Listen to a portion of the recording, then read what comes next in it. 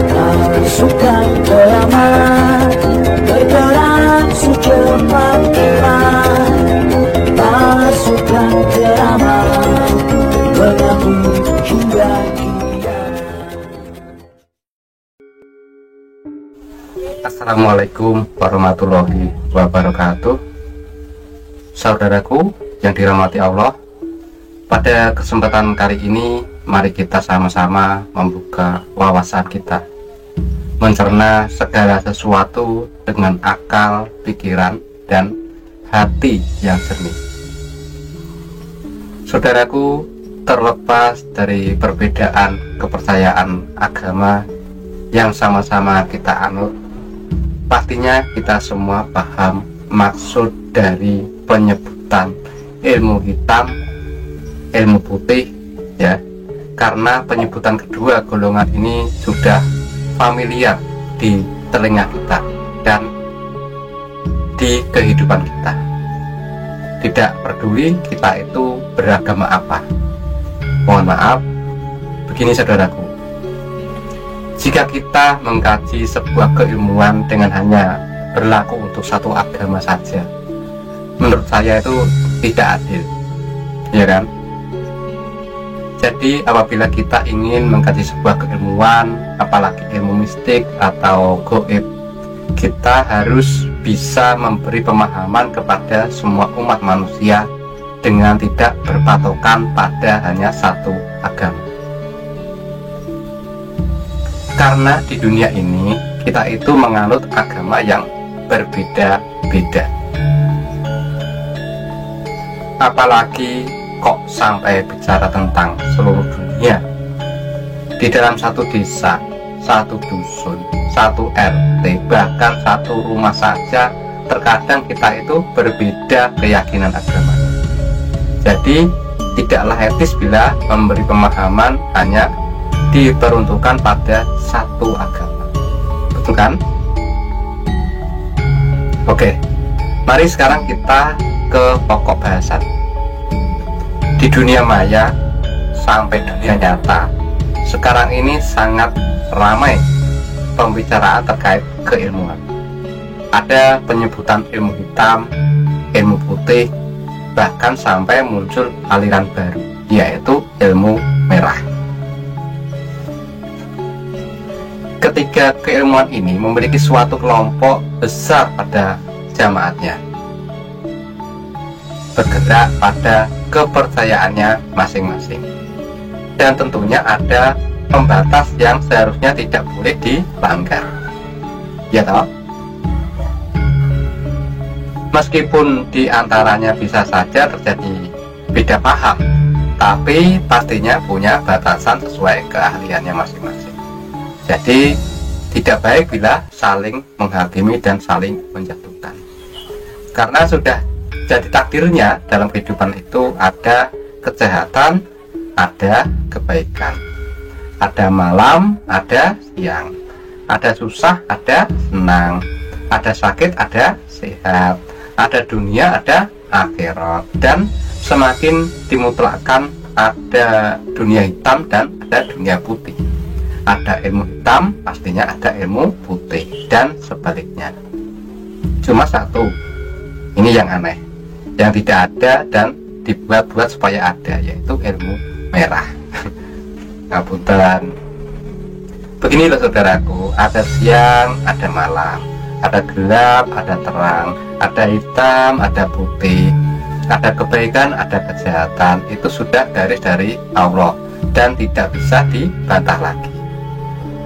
Di dunia ini apabila hanya ada siang, ya malah nggak ada waktu istirahat, gitu. Kalau siang terus, apabila hanya ada gelap saja, nggak ada terang, ya malah nggak ada kehidupan, gitu. Ada kejahatan tok, nggak ada kebaikan, ya dunia ini bisa rusak. Ada kebaikan tok, nggak ada kejahatan, terus buat apa ada polisi, ada penegak hukum, ya kan? Dan otomatis dunia ini sudah kiamat dari kemarin-kemarin. Semua ini sudah begitu adanya lah, sebagai pelengkap keseimbangan hidup. Yang tidak masuk di mata keilmuan itu ya merah tersebut. Sekarang kita kupas arti ilmu hitam, ilmu putih, dan ilmu merah. Ilmu hitam itu adalah sebuah keilmuan yang tidak memohon pada Allah atau Tuhan terkait penggunaan mantra, doa, isyarah, benda bertuah atau halnya yang lainnya lah. Itu hanyalah pelengkap. Intinya kalau tidak memohonnya pada Tuhan atau pada Allah sesuai keyakinan agamanya masing-masing ya, itu bisa disebut ilmu hitam karena mintanya pada penguasa kegelapan gitu loh. Ya toh? Hitam ini memiliki makna kegelapan. Jadi perbedaan bahasa dalam naskah doa ya itu tidak menjadi patokan hitam dan putihnya keilmuan. Semua tergantung penggunaannya. Apakah kalau sudah pakai bahasa Arab itu ilmu putih? Ya belum bisa dipastikan. Pakai bahasa Arab kalau difungsikan untuk menyakiti orang ya tetap ilmu hitam. Jelas ya. Sekarang berlanjut ilmu putih. Kenapa disebut ilmu putih?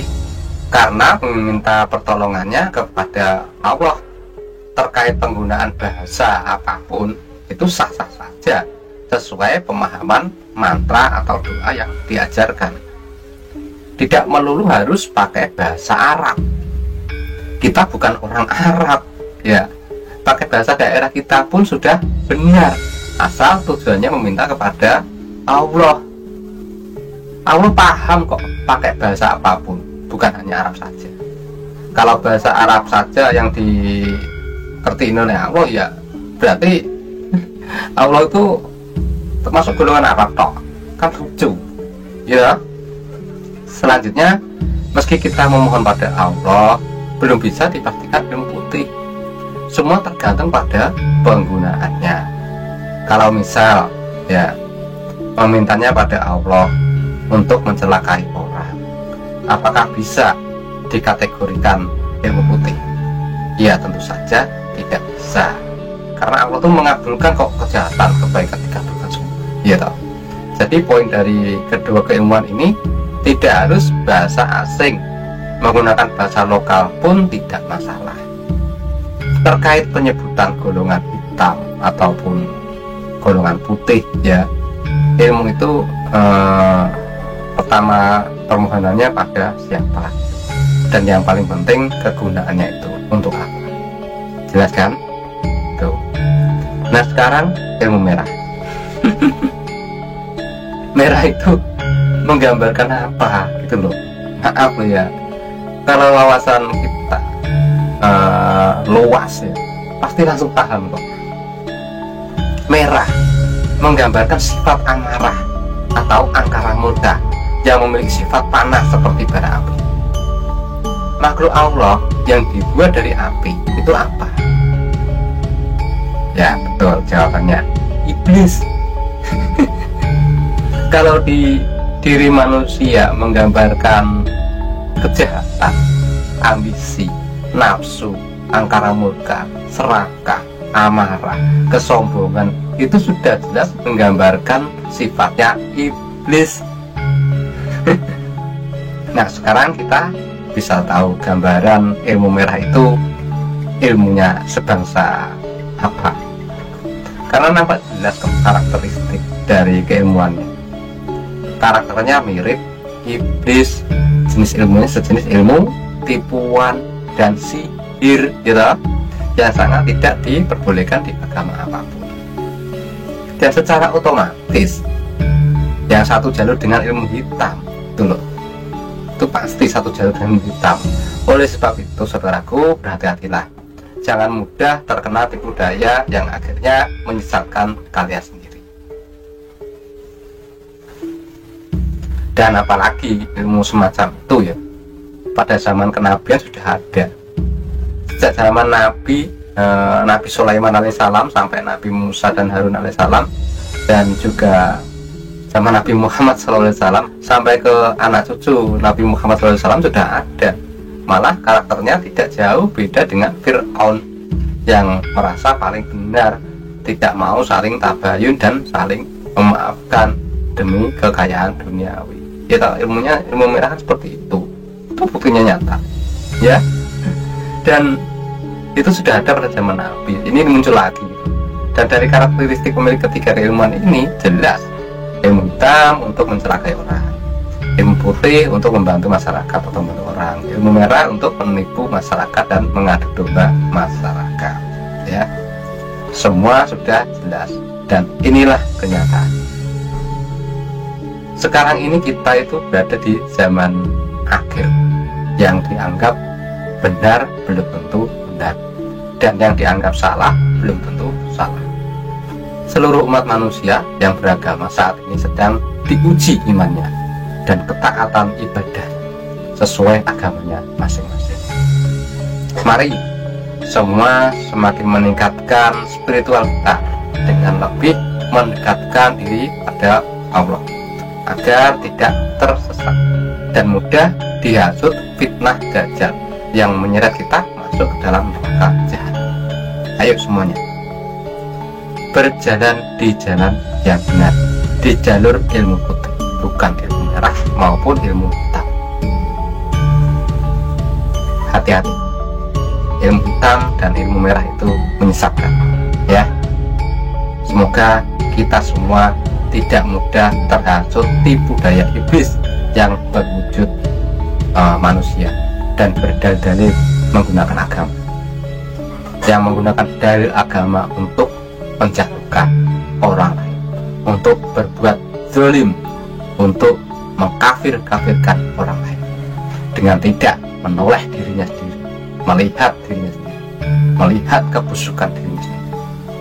Oke, itulah makna dari gambaran ilmu hitam, ilmu putih, dan ilmu merah menurut pemahaman saya. Jika tidak sama dengan pemahaman kalian ya saudaraku semua, yaitu sah-sah saja. Manusia berhak memberi penilaian dan pandangan masing-masing. Intinya tujuan kita baik dan benar. Ingat, yang batil atau yang zalim pasti akan lenyap. Semoga kajian ini bermanfaat. Mohon maaf apabila ada tutur kata yang kurang berkenan. Wassalamualaikum warahmatullahi wabarakatuh.